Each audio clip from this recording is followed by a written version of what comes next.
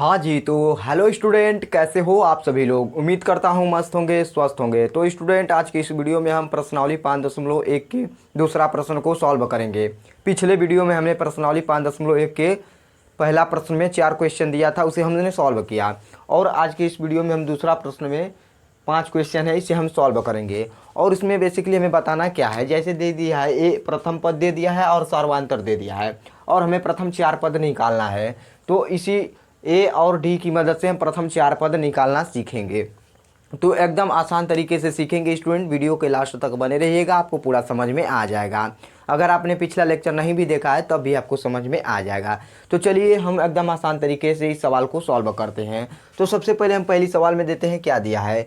दिया है ए का मान 10 दिया है, डी का मान 10 दिया है। तो प्रथम ए को हम क्या कहते हैं स्टूडेंट, ए को हम प्रथम पद कहते हैं और डी को सर्वांतर कहते हैं। तो अब इसे सॉल्व करेंगे तो यहाँ पर हल लिखेंगे और जो दिया है उसे लिखेंगे।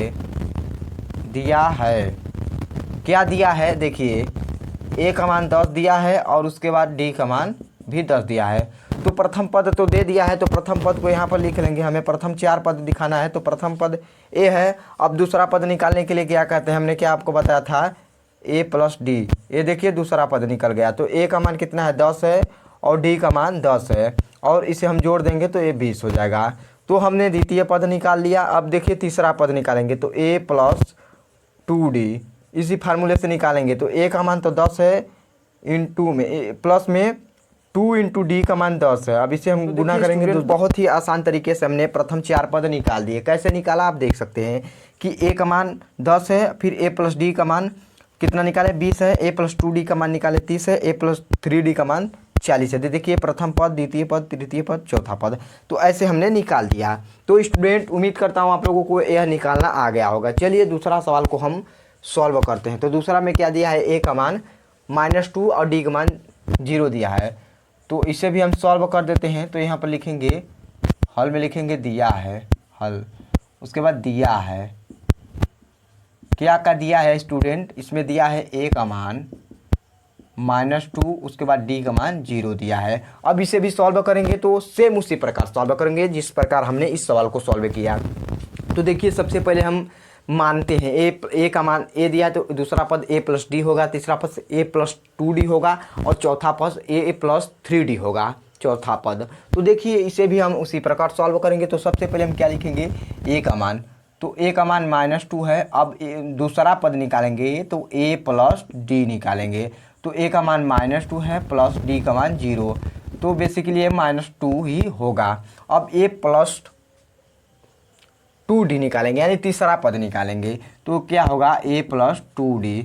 अब यहाँ पर मान धरेंगे -2 प्लस में 0 इंटू 2। देखिए गुना में हम 0 इधर भी ले सकते हैं, उससे कोई दिक्कत नहीं है।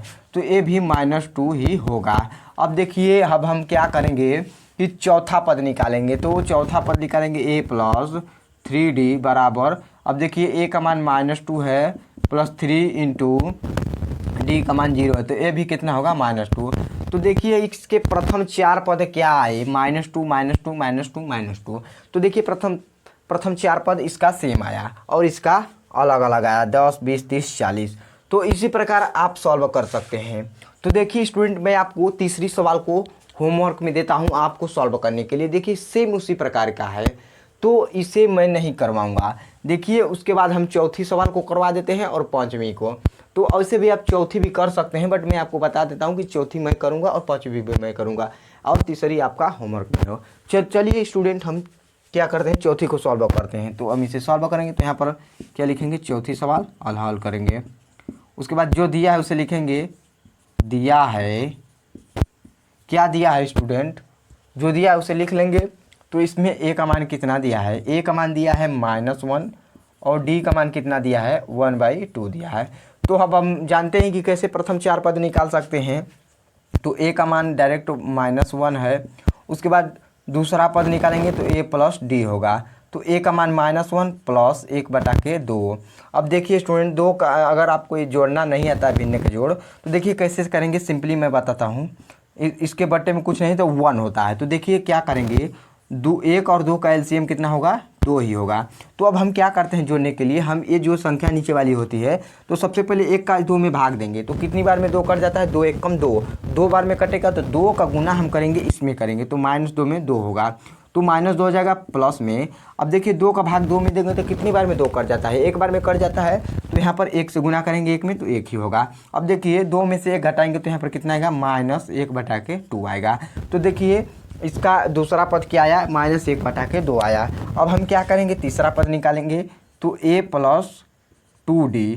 तो देखिए a का मान -1 है, प्लस 2 × 1/2, तो 2 से 2 कट जाएगा गुना में, और इससे भी जोड़ेंगे तो कट जाएगा, 0 होगा। तो बेसिकली यहाँ पर दूसरा पद क्या, तीसरा पद क्या आया स्टूडेंट, 0 आ गया।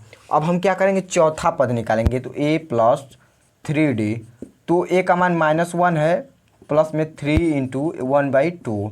तो देखिए क्या होगा, ये ऊपर तो 3 ही रहेगा, तो सेम उसी प्रकार हम सॉल्व करेंगे। तो देखिए जिस प्रकार हमने इसे सॉल्व किया, तो 2 का इसमें गुना होगा तो ये होगा -2 प्लस में 3 सभी के बटे में 2 होगा। अब इसमें से घटाएंगे तो यहाँ पर 1/2 आएगा। तो देखिए हमने प्रथम 4 पद निकाल दिए, a का मान -1 है, और दूसरा देखिए a का मान तो माइनस पद है, तो प्रथम पद a है -1, द्वितीय पद यानी दूसरा पद कितना आया है, -1/2 आया है, और तीसरा पद कितना आया है, 0 आया है, और चौथा पद कितना आया है, 1/2 आया है। तो देखिए बहुत ही आसान तरीके से हमने प्रथम 4 पद निकाल लिए समांतर श्रेणी का। अब ये देखिए लास्ट प्रश्न बचा है कितना, ये है -1/25, और d का मान कितना है, -0.25। इसे हमें बताना है प्रथम 4 पद। तो यहाँ पर हम सॉल्व करेंगे किसका, 5वें सवाल को।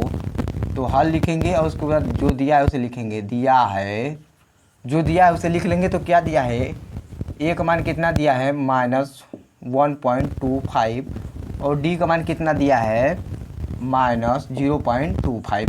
तो प्रथम 4 पद हमें निकालना है। तो देखिए कैसे निकालेंगे स्टूडेंट, तो a का मान हमें कितना दिया है, लिख लेंगे -1.25। पहला पद निकाल दिया, दूसरा पद निकालेंगे तो a + d होगा। दूसरा पद क्या होगा स्टूडेंट, a + d होगा। a का मान कितना है, -1.25। उसके बाद क्या करेंगे, यहाँ पर देखिए माइनस है, और प्लस और माइनस का गुना होगा तो माइनस ही हो जाएगा, तो यहाँ पर माइनस हो जाएगा। उसके बाद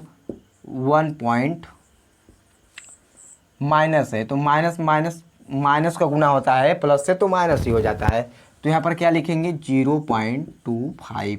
अब इसे जोड़ेंगे तो देखिए कितना होगा, माइनस का चिन्ह तो आ ही जाएगा, और ये हो जाएगा, ये 25 से 25 है, तो यहाँ पर हो जाएगा 1.50, यानी 1.50 हो जाएगा। तो इसे हम पढ़ेंगे -1.50। तो ये दूसरा पद आ गया। अब तीसरा पद हम निकालेंगे तो कैसे आएगा, a + 2d बराबर a का मान -1.25, और देखिए प्लस में लिखेंगे 2 × में -1 माइनस में 0.25। अब देखिए नीचे सॉल्व करेंगे तो a + 2d का मान कितना आएगा, तो देखिए इसका इसमें गुना करेंगे तो ये कितना होगा, ये -1.25 एज इट इज रहेगा, और यहाँ पर क्या होगा स्टूडेंट, माइनस हो जाएगा। तो हम माइनस लिख दे रहे हैं, 0 से 2 का गुना होगा तो 0 ही रहेगा। उसके बाद इसमें गुना करेंगे तो 25 दूना के 50 हो जाएगा। तो 0.125 माइनस का है, फिर 0.5 ये भी माइनस का है। तो अब इसे जोड़ देंगे तो ये कितना होगा, माइनस का 1.5, ये कितना होगा, 1.-75, ये होगा तीसरा पद 1.75 माइनस का। उसके बाद स्टूडेंट हम क्या करेंगे, चौथा पद निकालेंगे। तो a + 3d, तो a क्या होगा, a का मान तो -1.25 है। उसके बाद मैं डायरेक्ट माइनस लगा दे रहा हूँ। उसके बाद क्या करूँगा, 3 का गुना करूँगा किससे, 0.25 से। देखिए माइनस मैंने बाहर निकाल दिया है आगे से ही, फिर माइनस लगाने की ज़रूरत नहीं है। तो a + 3d बराबर कितना होगा, -1.25। उसके बाद इसका इसमें गुना करेंगे तो कितना होगा स्टूडेंट, देखिए ये माइनस तो एज इट इज रहेगा। ये देखिए यहाँ पर कितना आएगा, 25 के 25 25 50 25 थे 75, 25 तिहाई 75 होगा, तो ये माइनस का 0.75 होगा। अब देखिए क्या करेंगे, a प्लस 3d बराबर इसे जोड़ देंगे तो ये कितना हो जाएगा, 75 और 25 मिलकर 100 हो जाएगा, और यहाँ पर माइनस और एज इट इज जाएगा, तो यानी यहाँ पर हमने निकाल दिया। तो स्टूडेंट उम्मीद करता हूँ आप लोगों को यह सवाल समझ में आई होगी। तो चलिए स्टूडेंट अब हम तीसरा प्रश्न को सॉल्व करते हैं। तो स्टूडेंट हमने तीसरा प्रश्न को लिख लिया। इसमें क्या हमें ज्ञात करना है स्टूडेंट, चलिए देखते हैं। तो इसमें प्रथम पद और सर्वांतर ज्ञात करना है। तो इसमें 4 प्रश्न दिया है तीसरा में, तो इसे एकदम आसान तरीके से सॉल्व करेंगे और प्रथम पद और इसका सर्वांतर ज्ञात करेंगे। तो चलिए स्टूडेंट कैसे ज्ञात करते हैं देखते हैं। तो इसमें दिया है 3 1 -1 3 डैश डैश करके दिया है, तो इसे हम सॉल्व करते हैं। तो हल करेंगे तो उसके बाद जो दिया है लिख लेंगे, दिया है जो दिया है लिख लेंगे, दिया है 3 1 -1 -3 डैश डैश डैश करके। तो देखिए प्रथम पद क्या होता है, प्रथम पद ए जो होता है इसे हम प्रथम पद लेते हैं पहली संख्या, तो A1 यानी हमें प्रथम पद कितना प्राप्त हुआ स्टूडेंट इस सवाल के लिए इसे ए से दर्शाते हैं, तो हम प्रथम पद इसमें 3 है। और डी का मान हम कैसे निकालते हैं, सर्वांतर A2 माइनस A1 करते हैं या फिर A3 माइनस A2 करते हैं, तो इससे हम निकाल लेते हैं। तो देखिए डी को सर्वांतर से कहते हैं, तो कॉमन डिफरेंस कहते हैं अंग्रेजी में। तो डी कैसे निकालते हैं, A2 माइनस A1 करके। तो देखिए डी बराबर कितना होगा, A2 का मान 1 है और इसका 3 है, तो ये माइनस का 3 होगा, बराबर ये देखिए माइनस का 2 आएगा। तो देखिए इस पहला प्रश्न के लिए सर्वांतर हमें -2 प्राप्त हुआ और प्रथम पद A प्राप्त हुआ, प्रथम पद 3 प्राप्त हुआ स्टूडेंट। तो चलिए स्टूडेंट इसी प्रकार अब हम दूसरी सवाल को सॉल्व करते हैं। तो इसे सॉल्व करेंगे तो हल लिखेंगे। अब इस बार मैं दिया फिर नहीं लिखूंगा, डायरेक्ट इसको सॉल्व करूंगा। तो देखिए प्रथम पद यानी ए मान कितना है, -5 है ए का मान। और डी का मान कैसे निकालते हैं, मैं फार्मूला लिखूंगा, क्या लिखूंगा, A2 माइनस A1।